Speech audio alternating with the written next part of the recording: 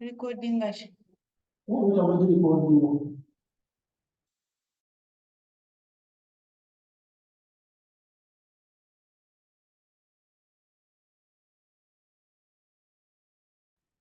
And yes, then I'll share with you what I think is my experience and how you can improve on performance. I'm very grateful for the opportunity to participate in today's seminar as we embark on this exploration of CPA quantitative techniques. Let us consider its profound impact on our academic journey. Quantitative techniques is a standalone syllabus, as well as a foundation paper for high-level syllabi of management, cost accounting, management decision theory, and control. As a result, it is wider in content and requires adequate preparation. When you look at this aspect, a number of questions can be asked. And one of them would be, at what point do you register for quantitative techniques? At what point do you start studying? And at what point do you prepare for the exam? All those three questions have got different impacts, because there are some students who start looking at quantitative techniques when they have registered. And when you consider the time gap between the point of registration and the point of exam, you may realize that that time may be very short to cover the wide content in the paper. So I would advise, at the point you get the idea to study, you start on looking at quantitative techniques. By the time you register, you have done something towards the content coverage. In that way, I do believe you'll be able to move a little better. Now, talking about syllabus coverage, quantitative techniques is the course unit that combines several topics with varying learning outcomes, which you must understand the learning outcomes because they demonstrate what you are to do at the end. Current students should be aware of the changes in the syllabus because they are equally important examinable components in the syllabus. So it is very important, as the syllabus was changed, that you as students endeavor to find out what is new in the syllabus and possibly what was removed, so that you don't concentrate on what was removed and then you leave out what was introduced. Through that way, I believe you'll make a fair headway. Quantitative techniques is a course unit that you cannot learn by simply reading it. It entails actual taking notes, performing calculations, plotting graphs, and so on. So it requires wide reading per se. But now, at this level, as students expecting to do quantitative techniques, you should organize your work using a variety of resources to supplement the course notes rather than relying solely on a textbook or on a study book. A study book is like a guide. It provides you key issues, but in terms of the extent and wide scope, it may be not fully adequate. That's why you are given reference books to reinforce what is in the study book. Make sure that you know the study books which are recommended. And the moment you engage with them, you will be able to get a fair background towards the syllabus.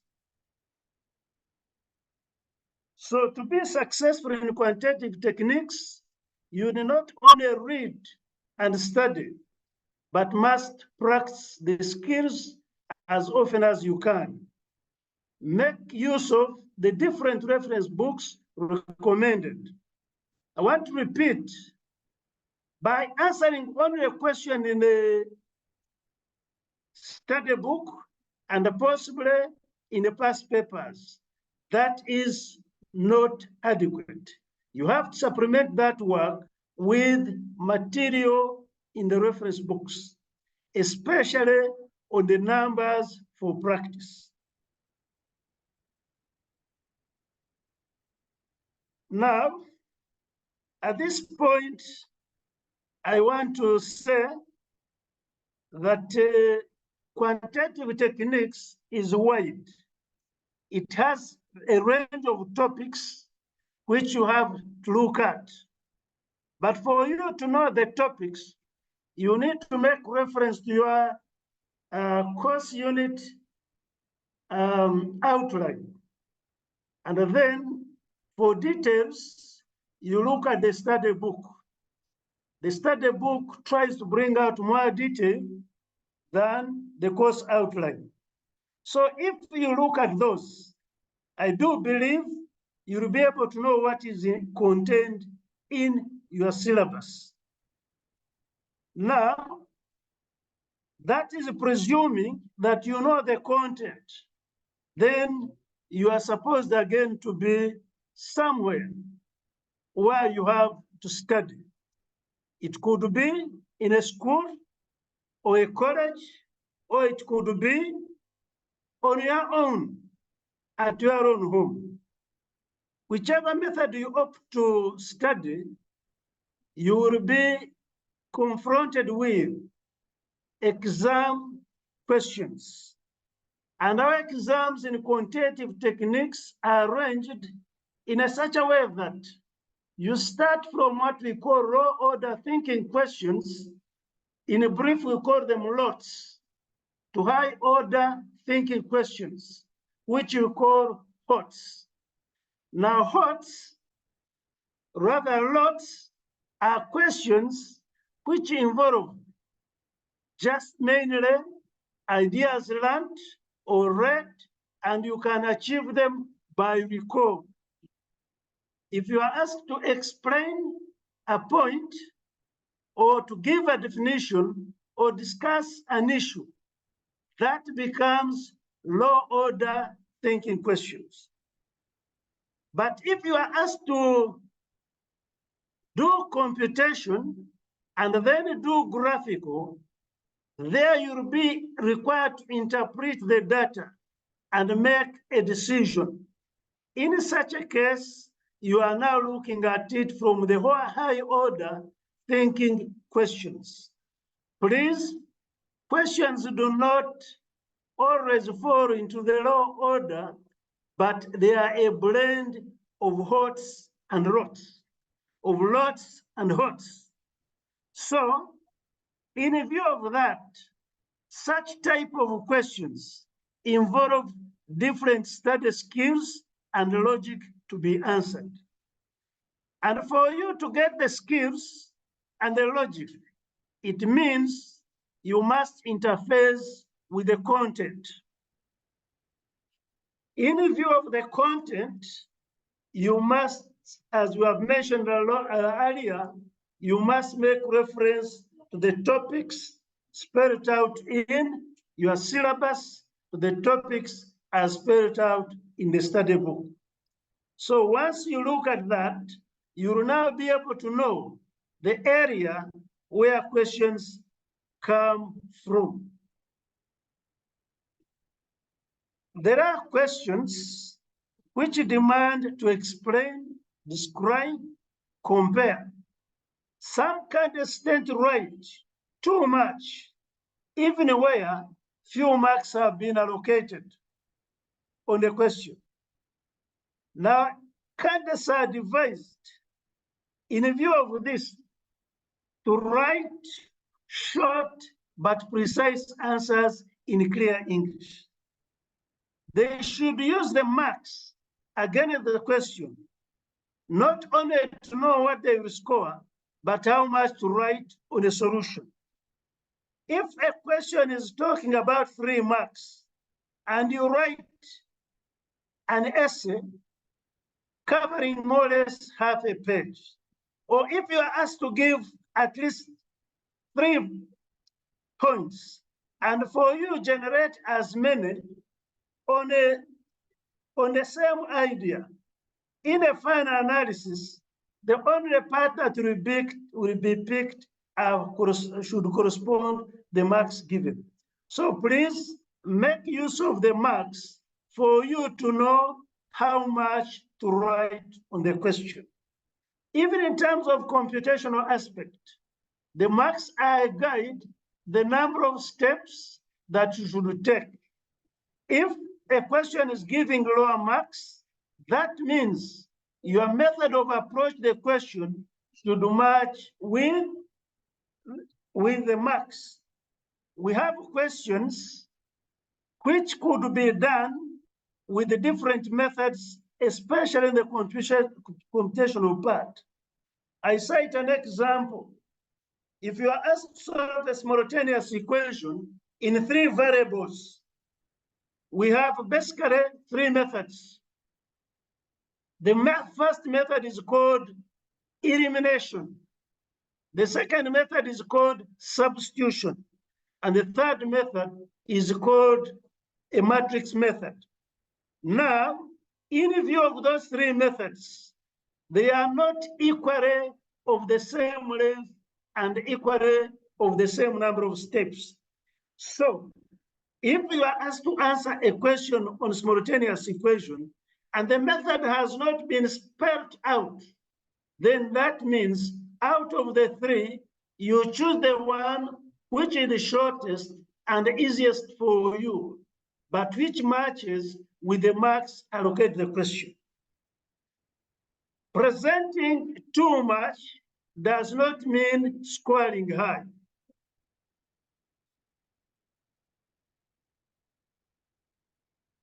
Quantitative techniques differs from other course units because it uses mathematics, which uses special symbols and a formula, and it is crucial that you understand and apply them. Now, consider a situation where, for example, you are asked to differentiate. Differentiate in the ordinary language may mean finding differences or distinguishing. But in mathematics, when they say differentiate, they are now saying find, for example, dy dx. And when you write dy dx, that symbolically stands for differentiate. If we say power, in other aspects, power may mean that you are looking at energy. A lot of energy, you are powerful. But in mathematics, the term power will mean an index. And an index is the number of times a number is multiplied by itself. So, as with those illustrations, you should be able to see that quantitative has got its own language. And answering outside that language may cause you problems. So please understand the symbolic language, the terms as used in quantitative techniques, and then apply them. Whether you are studying full-time, or in the evening classes, or private at home. You will need to spend additional time on your own. This time attempting practice questions without guidance. When I say practicing questions, I mean questions which possibly are in the study book and which are in other textbooks. That for you to be effective, you need to do practice. And when you are practicing, you don't need to look at the answer and then the question. You need to work from the question toward the answer, not from the answer towards the question. When you do that, I'm sure you'll gain confidence and be motivated to do a little more. And with that, you'll be able to understand the basics, the questions that are normally asked in quantitative techniques. To be more productive and successful, candidates should create a well-organized study plan that devotes enough time to each topic. This would allow them to cover all of the necessary materials in the syllabus effectively and on time. A close examination of the performance over the last 3 sittings reveals that some topics have been ignored or only partially studied. In such a case, where you ignore a topic or where you partially study the topic, that means questions on such a topic in the syllabus will be poorly answered, and the majority of the candidates will not even attempt them. And in light of this, that is where we normally get the challenge on performance, that majority of the students would want to attempt a few topics and specialize in them. And when they specialize on them, if questions come and are not within their ambit, they normally get a challenge. So it is very important that you give due care to all topics. And when you give due care to all topics and you create like an answer book, an answer bank, where you have done questions on your own, then that will give you a clear way of passing these quantitative techniques.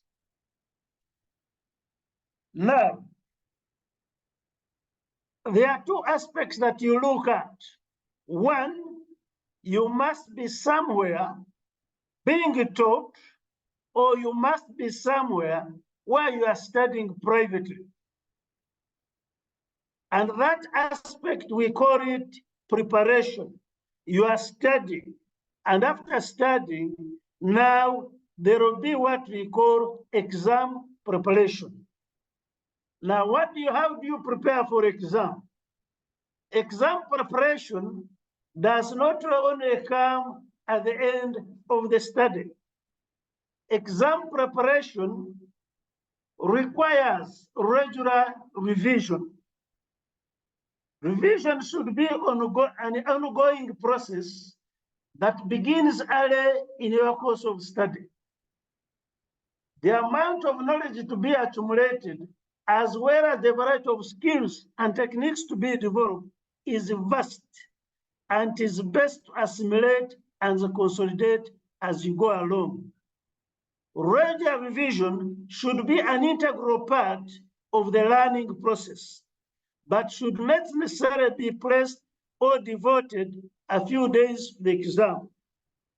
Majority of the people who would want to do all the work toward the exam, they are normally frustrated at the end when the exam results are out. They indeed find themselves, they have not done best. So, according to research, factual recall declines rapidly after a few sessions. What you learn immediately with the time tends to go away. And when it declines, how do you bring it back? It now means you must do regular reviews, regular practice to keep recall levels up the standard. You cannot remember the first thing you learned in your course unit of quantitative techniques unless you keep referring to it.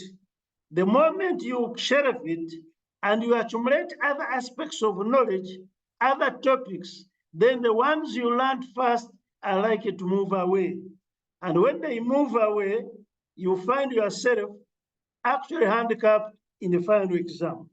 So regular revision is highly recommended. Now, there's what we call your final revision program. Organization is key. Begin by organizing your revision process by devising a timetable that allocates sufficient time to each topic. This timetable will serve as a roadmap during the revision period, keeping you on track and focused. Please, a timetable is very, very crucial. Remember, you will not be only reading possibly quantitative techniques. You'll be having other course units to do. Balancing the time on those course units using a timetable is paramount. But also within the times you have allocated to quantitative techniques, also due share to each topic is highly recommended. Now, when you are revising, focus on relevant topics. You may prioritize topics that you have been studying and practicing extensively. Your revision should be topical, emphasizing areas where you need reinforcement and further understanding. In light of this, as you revise, if something comes up new and you feel you don't understand it, it is recommended that you share it with your colleagues. Or if you are in a learning institute, you forward it to your instructors for help. It doesn't pay to accumulate a lot of unknown work that for you, you will reinforce it at the end.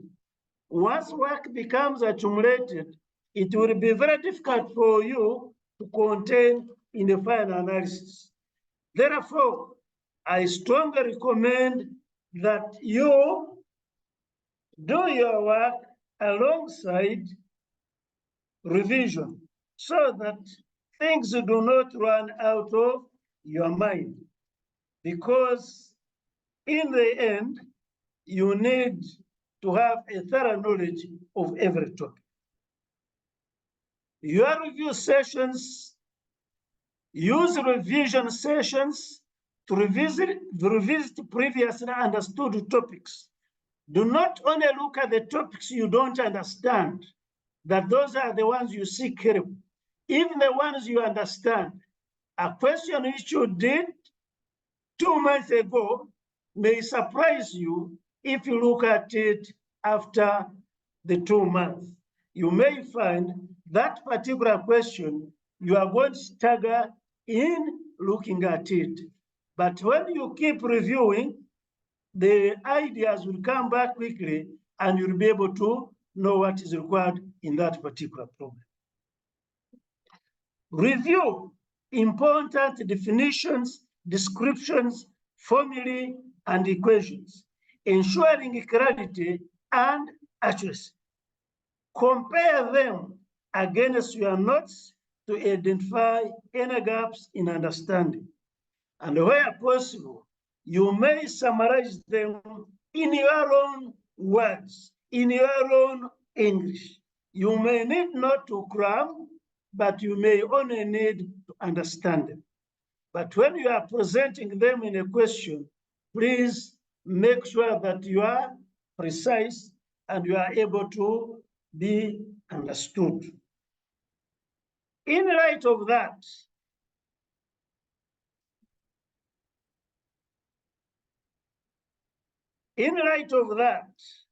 we emphasize practice problem solving. This reinforces your understanding by working out previous solved problems. Challenge yourself by attempting related problem without referring to the solution or textbook.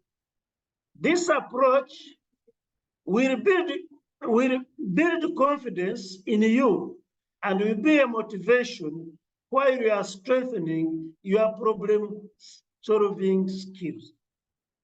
I urge you to utilize past papers, incorporate practice from past paper questions into your revision routine. Engaging with past papers allows you to get your readiness for the exam.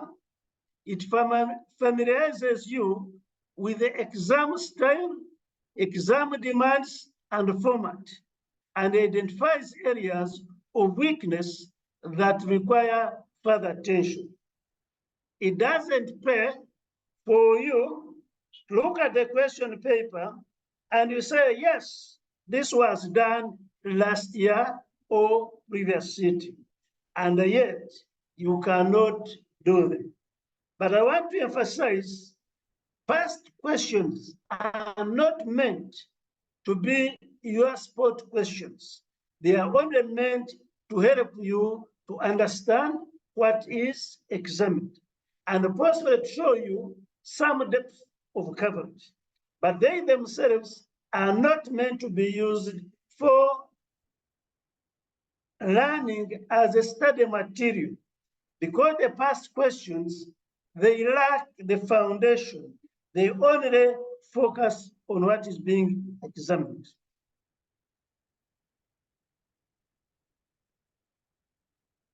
Now, the other aspect that after you have done some revision, after you have looked at the concepts and you have everything, then the other aspect I want to spend some time on are what we have called examination practice tips. Now, writing an examination does not mean writing to yourself. When you are asked to write an examination, take it that you are not writing to yourself, but rather you are writing to an examiner who will now read your work and then be able to mark it as correct or not correct. But in a number of cases, students write in such a way that they are writing themselves using abbreviations and symbols which cannot be understood by a second person.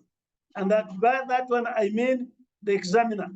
So if you write things which cannot be read and understood by the examiner, then the end result, whether you are writing something sensible, it will cease to be sensible because it cannot be understood. I want to implore you that take it in good faith that even when you are writing, make sure that you know you are writing some other person.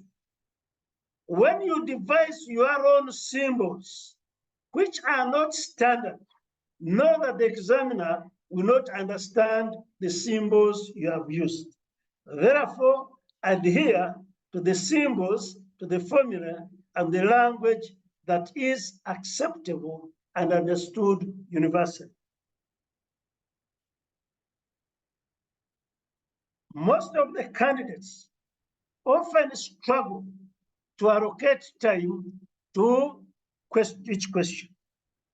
And because they have not done enough practice, you find they present rushed answers and incomplete responses. And rushed answers and incomplete responses may not square you adequate marks. Know that mathematics demands presentation in logical steps. Your steps should match again with the marks.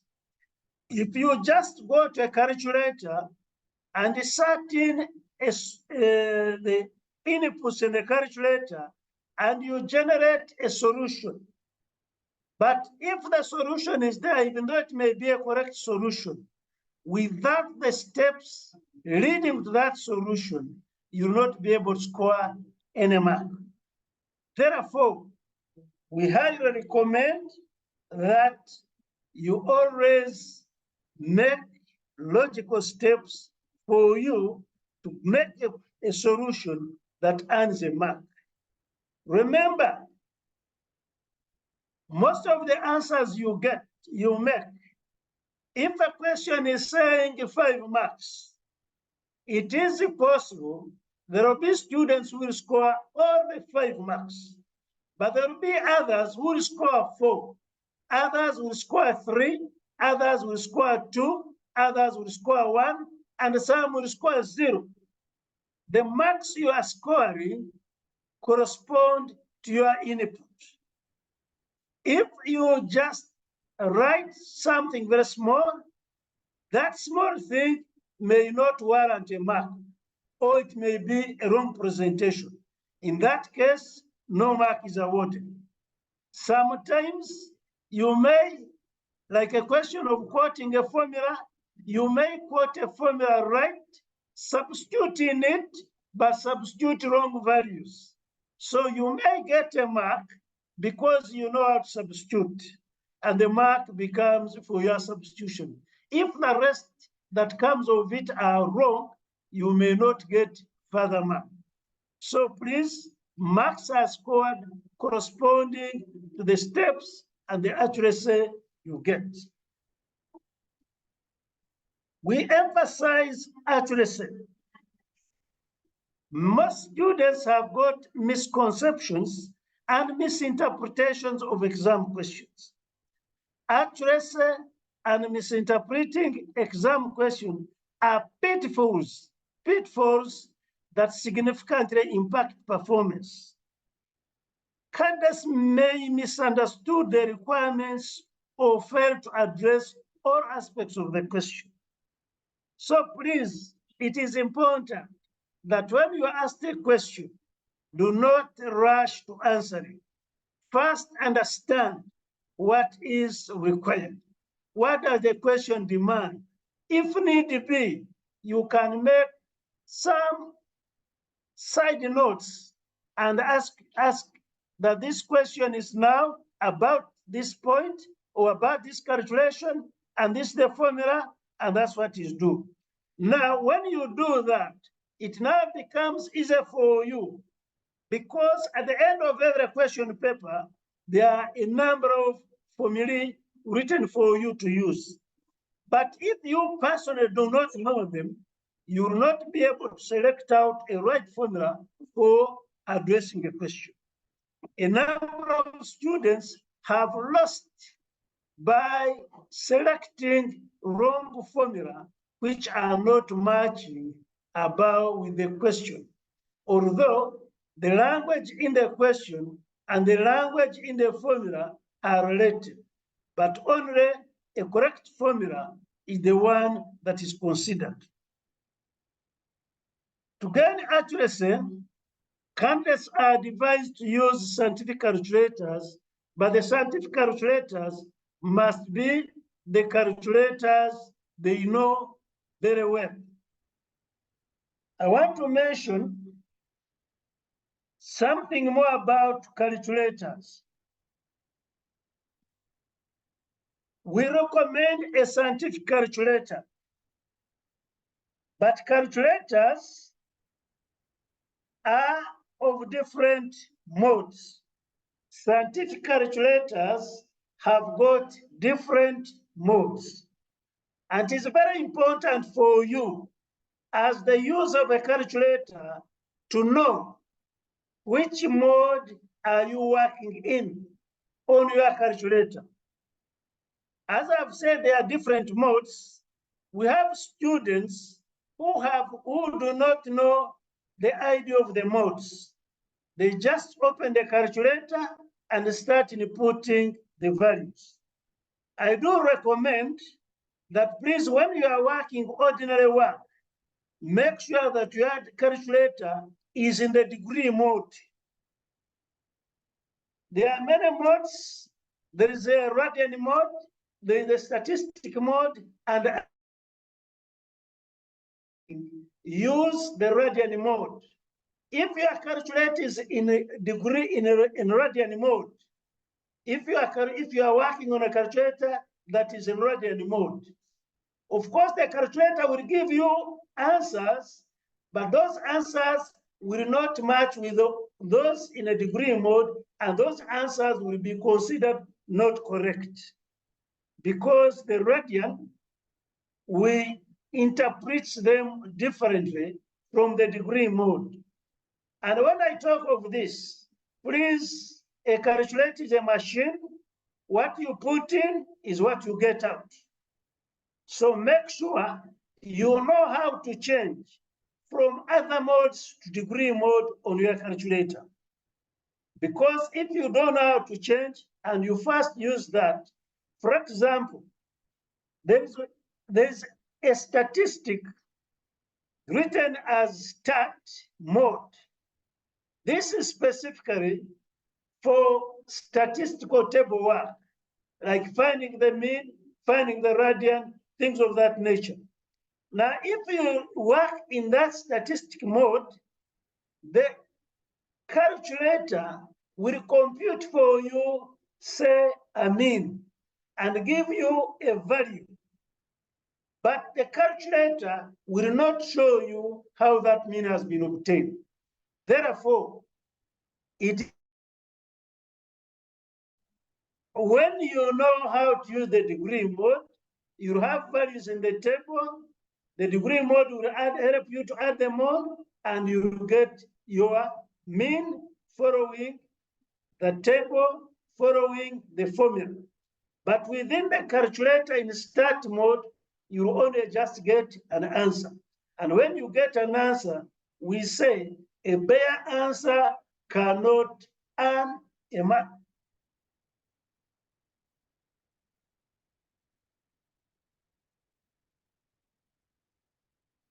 So please, the calculator you use, unfortunately, in all learning institutions, there's no way they teach you how to use calculators, because all of you have own different calculators.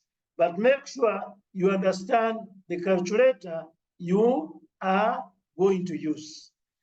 Borrowing calculators at the last minute is also a disadvantage unless you borrow a calculator similar to the one you have.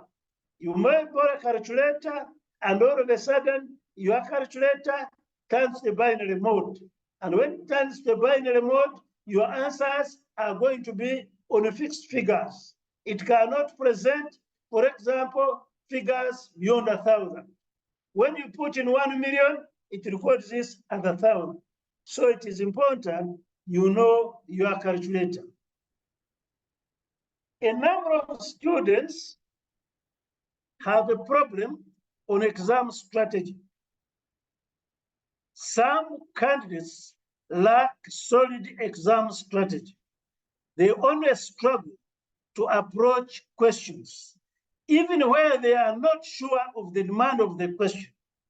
Without a clear plan, they may end up wasting time or just provide incomplete answers. For instance, if one student jumps straight to answering the question without reading the entire question, that student may miss out in important instruction. A student may look at a question, and within a part of the question, you find there is something that strikes into her mind. Sketch a Z chart.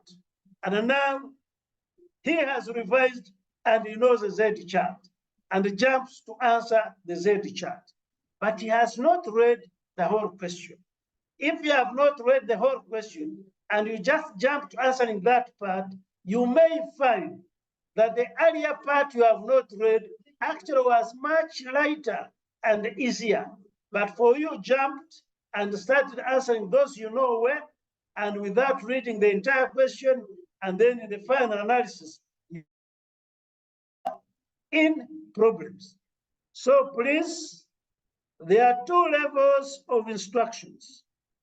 The first level of instruction is in your syllabus outlines. That level gives you what we call learning outcomes. Those learning outcomes are the ones that you should look at and aim at. There are several, you need to reflect on them as you learn, as you prepare for the exam. Two, in your study book, there are what is called study objectives. The study objectives show you what you should gain at the end of the topic.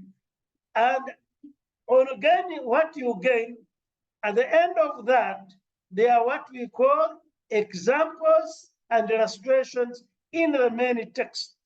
And those examples are supposed to help you to understand, so that at the end of the examples and illustration, usually they are practice questions.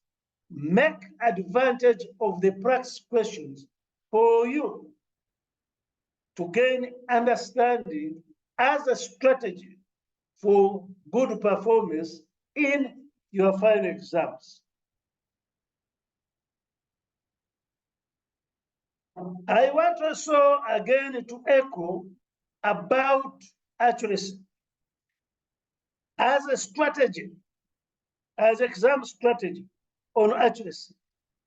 A number of students could be asked a question that demands to calculate the mean height of, let me say, students undertaking quantitative techniques, for example, in a certain setting. Now, a student comes out to write the mean of the students, but in the final analysis, he ends up saying the mean height of students attending quantitative techniques course is 5 kilometers. And now, the students represent, he has worked out, but he's now saying the mean he has calculated is 50 kilometers. Sincerely, in realistic terms, can you get a person with that height? That means your answer is actually outrageous, although you may have obtained it by going through the sequential steps. But that means either you misquoted figures, which were possible in centimeters, and now for you, you are calling them kilometers. So the units in the part of the working are also important. Strategize. If they ask you something to calculate and they say, give your answer in thousands, that means the answer will be in thousands. But sometimes they may just say in millions.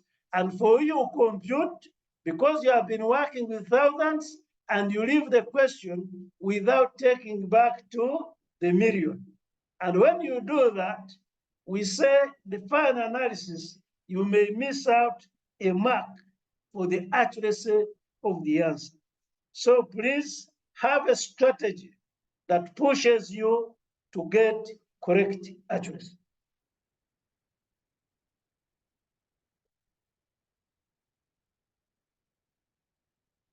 Now,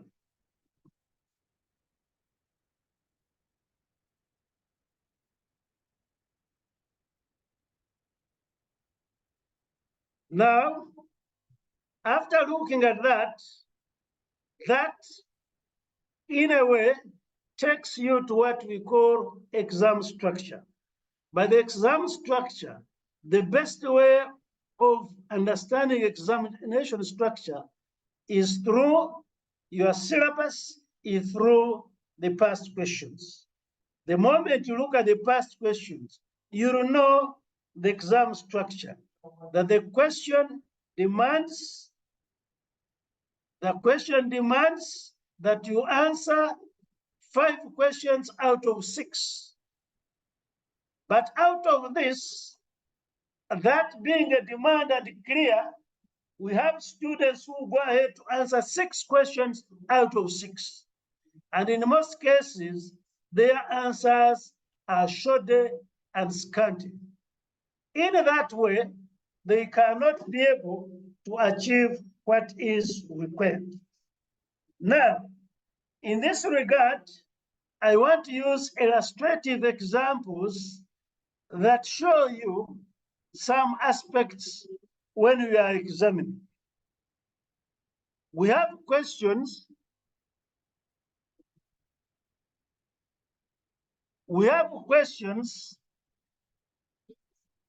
which demand, for example, in a question asking hence or otherwise.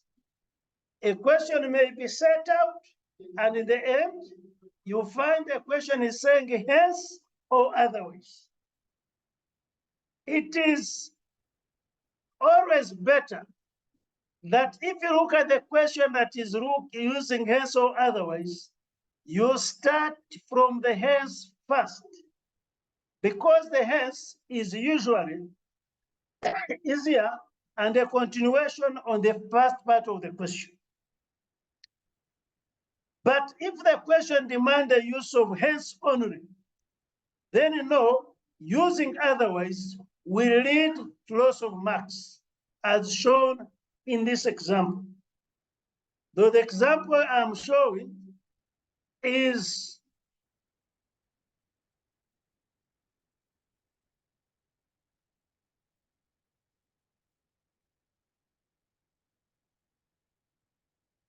the example I'm using is a simple illustration about profits obtained from selling phones is given by, that is called a profit function, where X is in 1,000 shillings.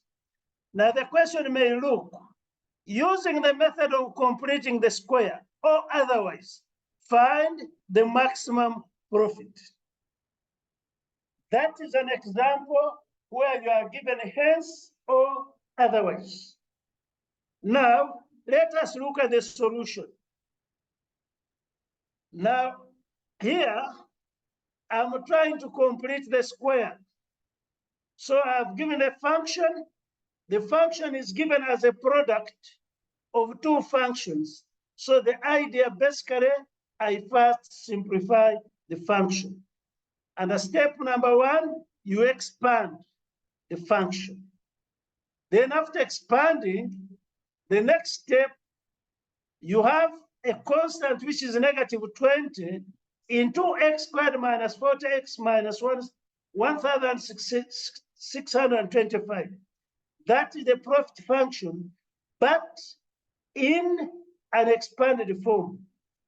Now the next step, I'm now going to complete the square. Now completing the square means I write x minus a half of 40, which is 20. I square that, then I subtract the minus 20 squared, which becomes 400. And in the end result, I get my px, which is going to be negative 20 into x minus 20 squared minus 20, 25. Now, I go further. I'm now going to multiply negative 20 by whatever is in the bracket. When I do multiply that, I realize that negative 20 times x minus 20 squared is negative 20 into x minus 20 squared. But negative 20 times negative 20, 25 gives me 4,050 minus 20x minus 20 squared. That means I have now completed the square. That is the way, that is the method of completing the square. Now, after completing the square, you have to interpret that this expression now gives a maximum profit of 450 at a price of 20. That would be your final solution. But if you write your final solution as that, we still demand that you convert 450 and 20 into the thousands. And when you convert them, by that, you are now answering the question. Now, I am now going to use the otherwise in order to do the same question. And the otherwise now here means using differentiation method. Now, we are given the profit as it is. We can go ahead and multiply and simplify it, but then we are going to, for us to get the profit by the method of differentiation, we shall need to differentiate and get dp dx.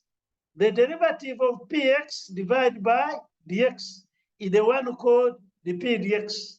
And when you differentiate, you obtain negative 20 into 2x minus 20. And when you expand, that becomes negative 40x plus 400. Now, usually, when you get the derivative, then you are supposed to test whether that derivative will give you a maximum or a minimum. But in this case, we have a single value where x, when we equate to 0, x will be equal to 20. And now we want to know x equals 20. Does it give a maximum or a minimum? In this situation, you test it, and here I have used the second derivative test. I've said d2p dx2, which is the second derivative. It gives you minus 40. And now minus 40, because negative 40 is less than 0, it indicates that there is a maximum at x equals 20.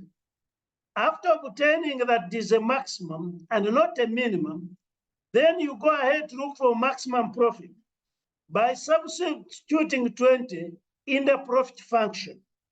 Now, when you substitute the profit function, you will now get again, the result would be 4,050. Therefore, you now conclude that the maximum profit is 4,000,000, then 5,000 or 50,000, where the price is 20,000, and those prices are in shillings. In terms of layout, the ending of the otherwise is more better than the first because it converts the figures back.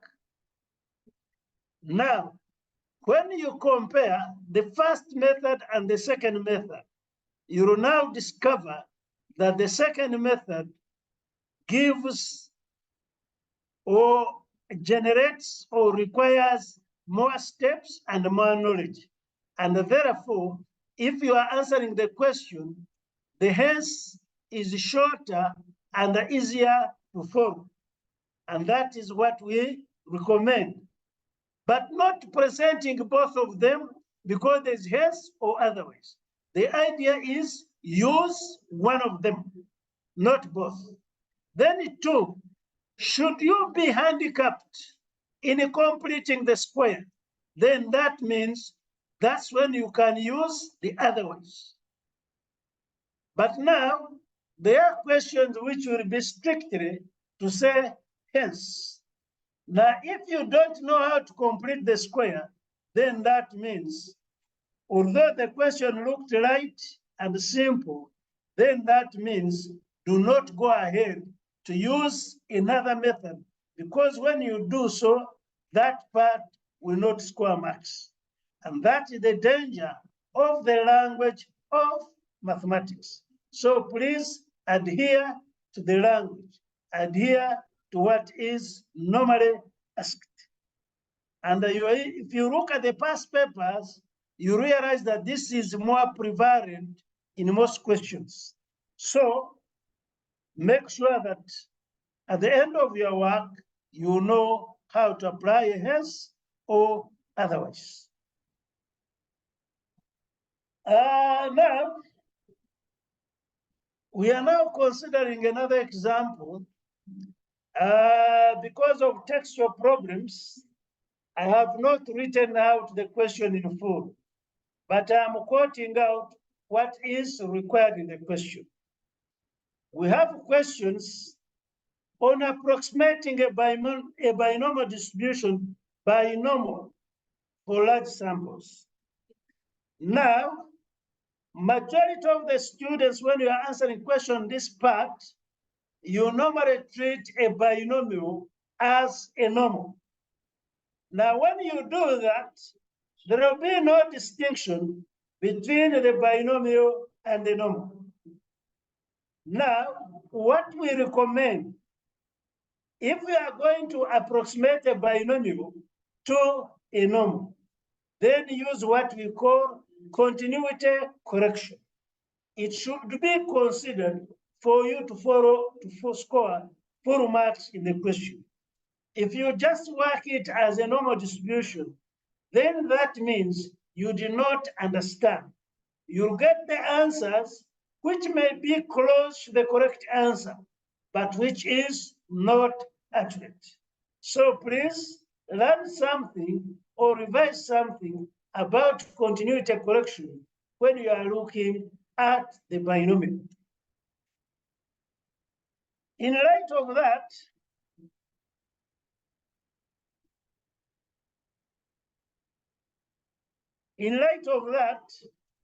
know also when you are computing with binomial, there are some times when you use the binomial tables. A question now asks you to use binomial tables.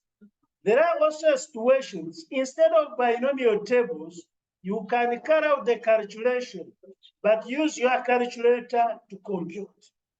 If you use a calculator or someone uses the tables to get the values, the end result, you'll all get correct solution. But what you consider, which is quicker and easier for you undertake. When you do that, then things will be a little clear to you and you'll be able to work properly. Now, I'm going to illustrate the third example, and this time I picked on linear programming. And in a question on linear programming, we know the questions are of different types. When you are looking at linear programming, you are looking at a number of things. First of all, the linear programming can be purely on linear inequality constraints. And now, if it is given to you in a summary in that form, I foresee majority of the students being able to interpret those inequalities. But now the challenge comes when the question is textual, when it is described first. And in the description, you are the one to extract the inequalities and then go about it. Now, majority of the challenge that we see in students is on interpreting or on English challenges on constraint interpretation, especially when the terms at least and at most are used in the text. A description question we'll always now talk, there will be at most, let me say 24 vehicles, if taxis, buses, and minibuses are being used, there may be at least a number, and then there may be at most a number. It is very important that that language, you go back and look at examples, engage your instructors so that you are able to distinguish those. Now, from those textual questions, when a number of students are extracting information, the information which is called a linear programming model usually is extracting the constraint, the inequality in constraints from the text question. Know which symbol is supposed to be used for less and which is supposed to be used for greater, or less or equal, or greater or equal. A number of students do mistake inequalities to equalities. Instead of writing inequalities as constraints, for them they write equal signs and convert the question to equations. Anything that follows the equation where inequalities have not been properly found will not lead any mark. That means you are transforming the question to simultaneous equations, but not to a linear programming model. Therefore, equations are not part of the constraints. The only equation you may get is on the objective function.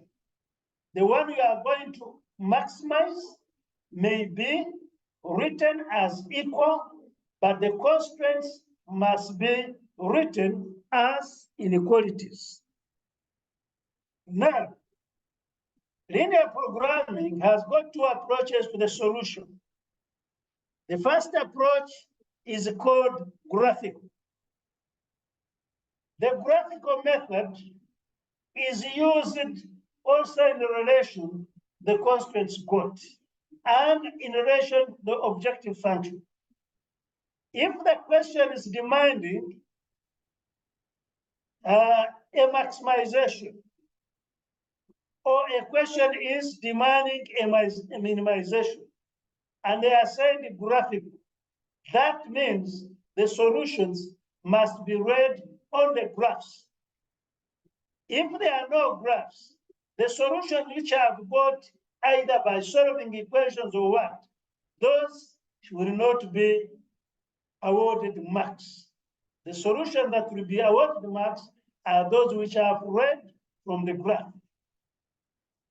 So know how the maximization, the minimization, inequalities look like. And also, we have at times where we have got mixed constraints.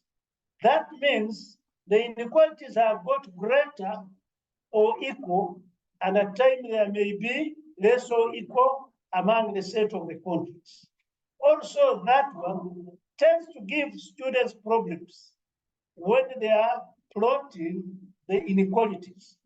At the same time, there's what we call redundant constraints. Now, the redundant constraint or constraints sometimes come up when you are plotting, and you find that what you are doing is not going to be used in determining the maximum and minimum. It becomes a hanging inequality, which is not going to be used. Majority of the students fail to interpret that. In view of that, I want to urge you to look at questions and see what you require. Lack of knowledge to choose scale on both axes for graphs, where the vertical scale is not equal to horizontal scale, is a big problem to majority of the students. Not only in linear programming, but elsewhere where graphs are involved. students normally get that challenge. Now, when it comes to using simplex method, questions on simplex method involving the simplex method solution also have a challenge to a number of students. So please know how to extract inequalities, know how to create, introduce slack variables in order to create a simplex tabular that applies simplex method. And also, what is a simplex method? Know how, what simplex method leads you to a maximization, what simplex method leads you to a minimization. Also, learn a simplex method that utilizes mixed constraints. If that one is done and you practice, you come the examination with it, I believe there will be no much big problem. Now, I've been talking about graphical construction when you have linear graphs or straight line graphs. But a number of students also get a challenge when they are plotting histograms from a continuous distribution. The misconception is reconstruct the distribution as if it were a discrete in all cases. Now, look at a frequency distribution table.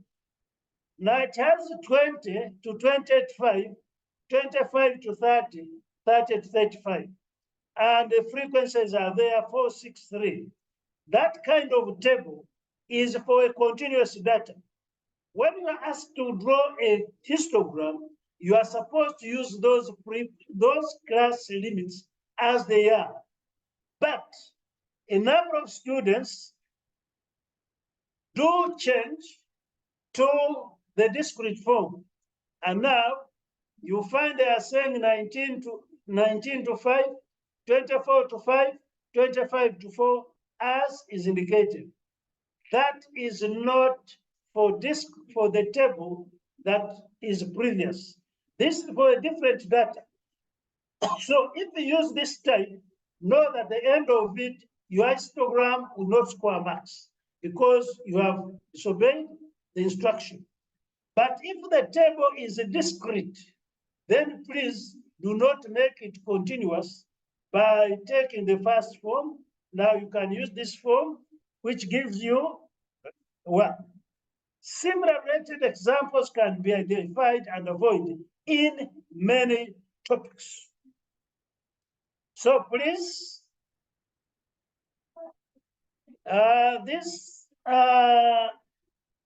some of the pitfalls. 1 is time management. Candidates should adhere to allocate time limits for each question to maximize their scoring potential. Answering fewer questions than required would result in missed opportunities for marks. Answer selection. In the cases where candidates answer more questions than required, it is a policy that examiners will mark the first responses and disregard the subsequent ones. So where you have answered more than required, cross out adequately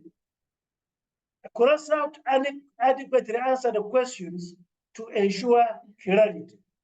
Otherwise, presenting more than what is required does not give you a fair chance of scoring.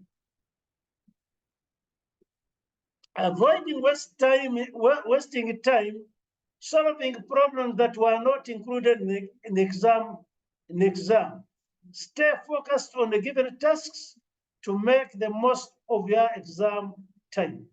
Aim for excellence. There are a number of students whom we have interacted with, and for them, their idea in quantitative techniques is merely to score a pass mark. And when you set your target to score a minimum pass mark, and you fail to get it, that means you aimed low. If you fail to get it, you are not passing. But if you set higher targets to go and get a good mark, then the likelihood of success becomes high. Because if you fail to get a high mark, you may get slightly lower mark. And when you get slightly lower mark than what you target for, then possibly you will pass. But targeting for only a pass mark is a preamble for failing in that paper. Now, another part which I would like you to take consideration and due care is tables and data reading. You normally interface tables, especially in normal distribution, t-distribution, and chi-square distribution. Mastery of reading both forward and reverse values is very important for accurate problem solving. A number of students are asked on the normal distribution and they read on a t-distribution. They ask on a t-distribution, they read on the normal distribution. And also when they ask the values which the table is giving, that the reverse, they find a challenge. Preparation is effective. Preparation, effective study is the key to exam success. Candidates must dedicate sufficient time to prepare adequately, as lack of preparation can lead to anxiety, confusion, and lower performance in the exam. Finally, today's seminar, we emphasize the key strategies for mastering CPA 3 quantitative techniques, particularly active engagement and resource diversification. Key insights include understanding learning outcomes, staying on current on the syllabus changes, and actively honing skills with recommended resources, effective exam time management, avoiding pitfalls, and consistent revision were identified as crucial factors for success. As you prepare for exam, meticulous planning, including a revision schedule, strategic use of question banks are critical. Strive for excellence by focusing on accuracy, using familiar tools, and developing a strong exam strategy, all while addressing data interpretation and exam-related stress. I encourage you to use strategies diligently in your academic pursuits, fostering collaboration to achieve our academic goals. Thank you for your being enthusiastic in this seminar. And also, I want you, in the remaining time, if you have issues to raise, please, you can now think of raising issues so that we share. It does not become a one-way. That is, in brief, what I had to present to you in terms of the strategies, in terms of what you can do. But the bottom line is that preparation, revision are a key to success in quantitative techniques. Thank you.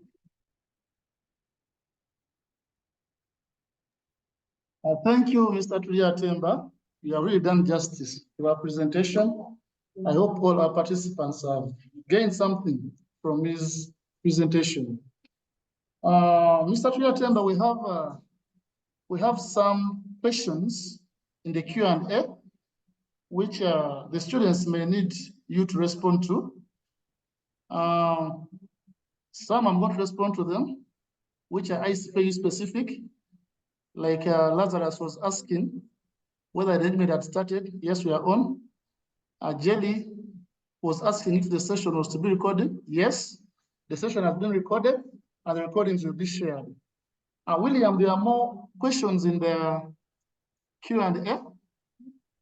Kindly please respond to the few questions. Thank you.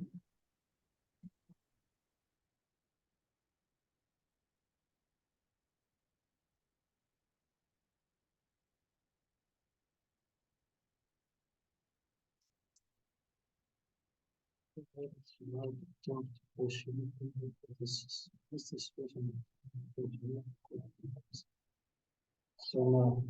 you can respond.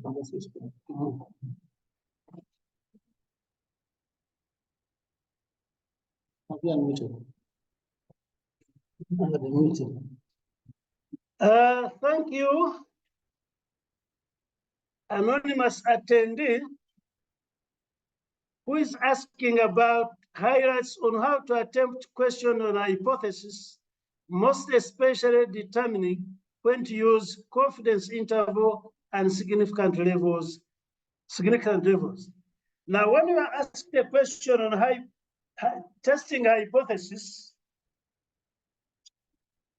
a number of times you are given the level.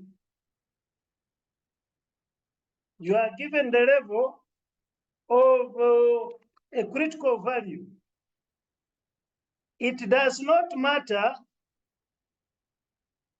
whether you use confidence interval if the data allows, because there are some tests where you don't use confidence interval. But if it is a normal test, you can use the confidence interval. If it is the chi, then the confidence interval does not arise. Then there's where you can use Z value. And you use Z value to determine your level of significance. So in short, it is not restrictive, but it depends on the question. Now, another one is asking that what if I forget to put the units, or if I'm not sure of which exact units and I just present the answer? My friend, if they ask you how many cows are in a grazing field, you don't just say 15, because in the grazing field there could be both cows and goats. So units are important, because you may put units which are not referring to what is calculated. So units are part and the key of what you should put. They are actually regarded very much.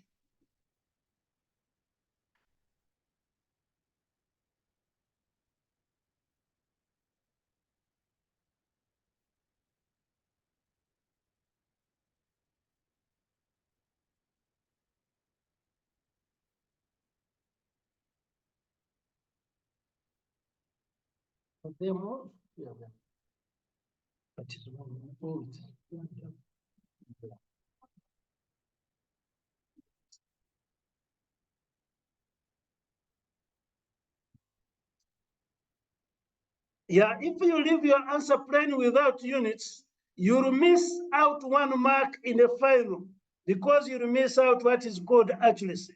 Marks are important when you are answering a question. Units are important when you are answering a question.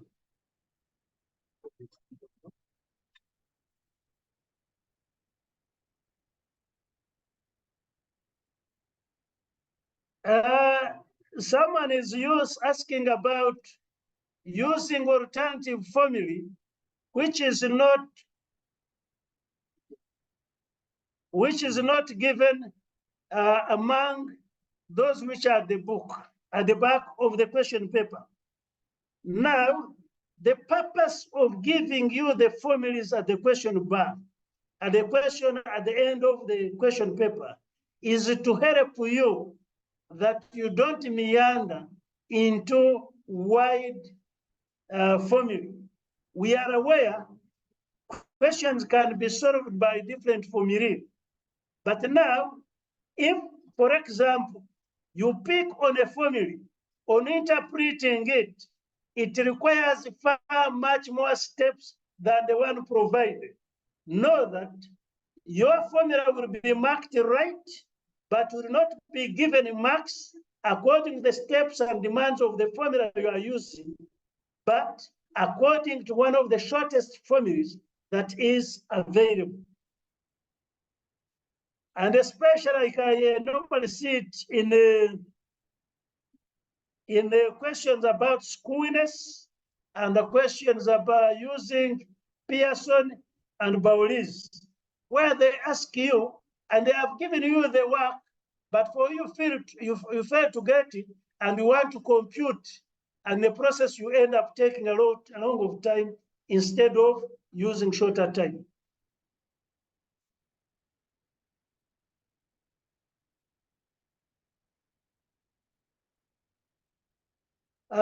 Someone is asking about a question which has parts A and B. Can I use one table? Is it allowed for me to combine questions for which are coming up? Now, on the question of the table, if you have a computational problem that has, let me say, parts A, parts B, all of them referring to information possibly generated from the table, there you can use one table. But if part A and part B are not connected, then each one will demand its own table.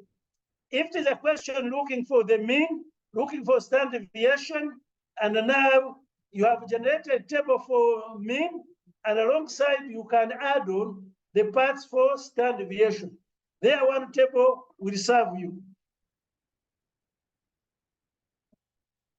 Now, someone is asking about, is there any penalties where you don't give a conclusion and give a calculated answer? Certainly, it will depend on what you have calculated. If your answer was supposed to be interpreted, was supposed to be used, for example, if your answer was a calculation of correlation coefficient, let me say Kendall's correlation coefficient, or Spearman's correlation coefficient, and you have computed properly, and you have given the value, let me say 0.86, and the question demands you comment, and you have not commented, then that means you will not get the final mark for commenting. Even when it is 0.686, it is logical. You on your own, you state what that means.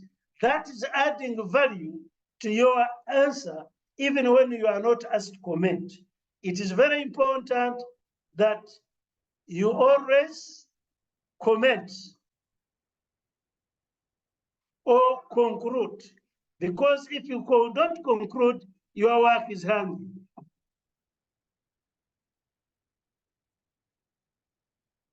Now, someone is asking the best way of coming with a scale. Now, a scale depends on the data you are provided with. If the data, you are going to have an horizontal scale,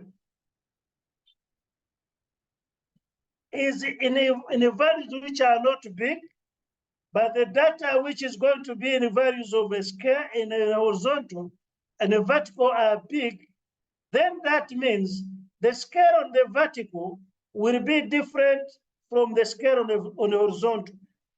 But when you are reading values, you remember to apply the scale in order to give the right values. But what I mean here, if you use the same scale on the vertical and horizontal, sometimes the scale on the vertical may give you very crowded parts where you cannot be able to read in between. So it is important that you have different scale.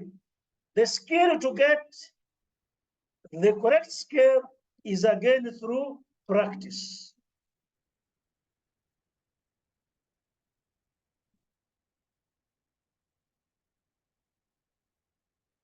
Someone is asking where you can get the change in the syllabus.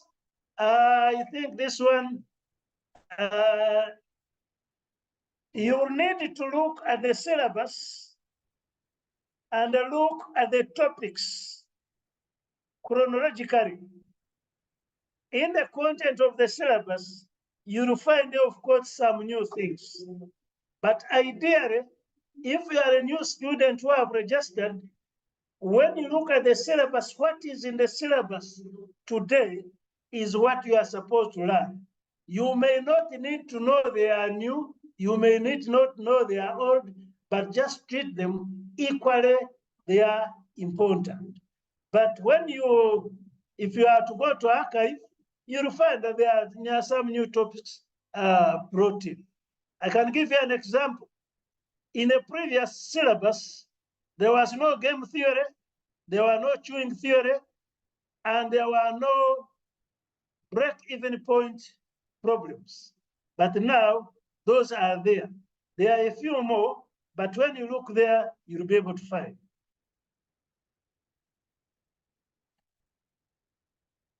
So the changes are within the syllabus, but that would mean you to read in the syllabus and possibly in the study book.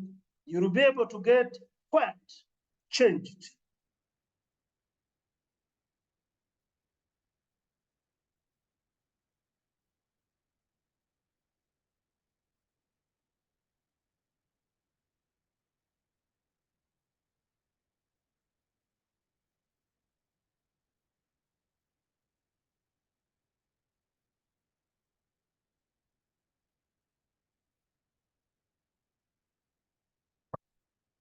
Someone is asking about sharing videos.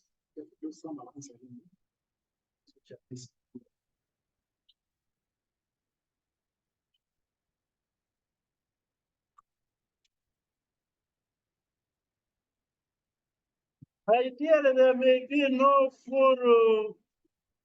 There may be no full question bank in the form of a booklet, but there are questions on the net for previous settings. And I believe also if you visit the institute, you can be possibly access some. There is no single booklet that contains the questions.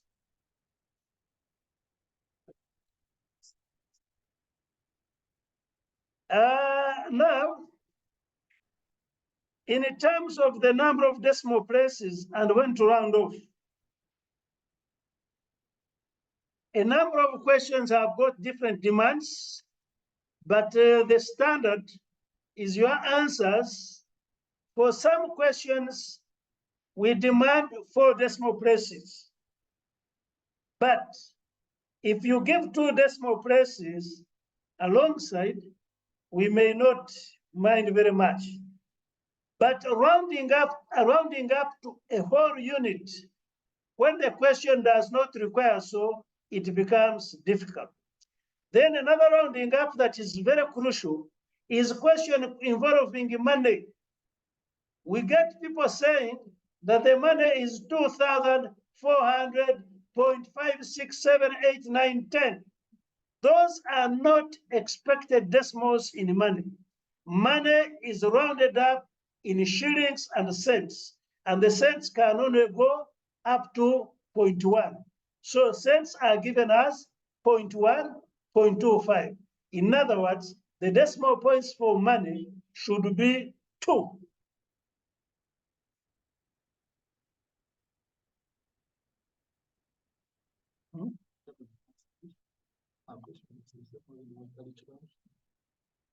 The format of the question have not changed.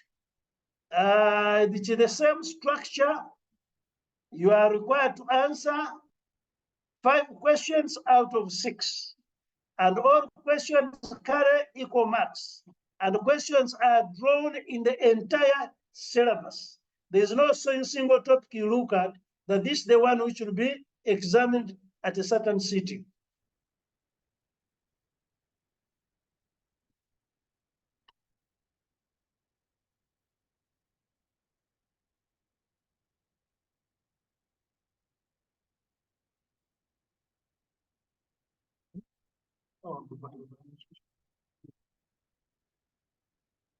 I did mention on tables that what is important is when we are doing a problem that demands, let me testing a normal distribution, then you are supposed to use what we call a normal distribution called Z-test. But if you are answering a question on small samples, then small samples, you are supposed to use a T-table.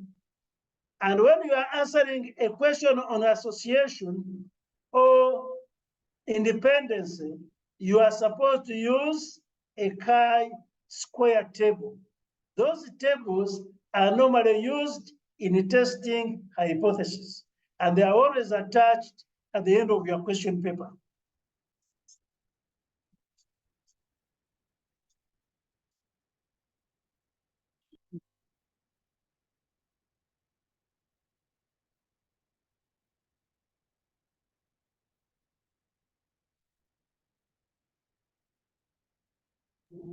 Thank you, William, Mr. Tuyatemba, for the effort you are putting to answer the questions of these students.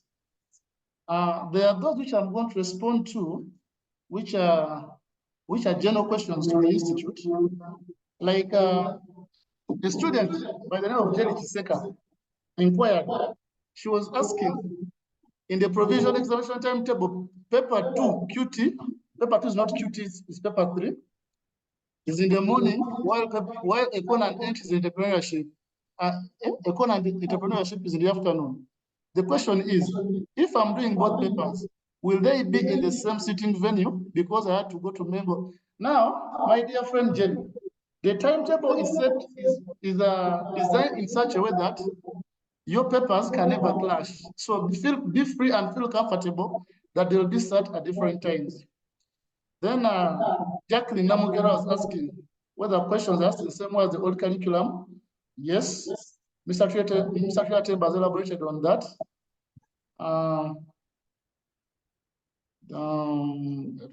Sorry. Then there's a general question which I've been seeing on how to access the syllabus, the new syllabus. It seems most of you don't know the new syllabus. Please visit our portal. All this information is there. And in case you feel challenged, please come to the Institute, plot 42, Bukoto Street. More information will be available to you. Otherwise, this is a common question amongst all of you. Most of you don't know the syllabus in which you are working in. And this is dangerous, as Mr. Kurateba has explained. You may focus on things which were deleted from this new syllabus and fail to look at things, new things into the new syllabus. So please endeavor to have this new syllabus by your side to aid and guide your revision. And this session has been recorded, and these recordings will be shared to you. Otherwise, I thank you. You have been a very nice audience. I thank Mr. Tuyatemba. Thank you for coming to explain to our students what's required for them to pass. Before I invite CPS Tachisache to give concluding remarks, allow me to wish you a happy Easter and wish you success in your forthcoming exams. CPS staff, you're most welcome. Thank you so much, Alan. Thank you, students, for attending this session, and thank you for coming in large numbers. So our next paper in the afternoon will be CPA 15, Advanced Financial Management. So if you know anyone at level 3 and they registered for this paper, kindly encourage them to come and attend. Thank you so much. I wish you the best. Good afternoon.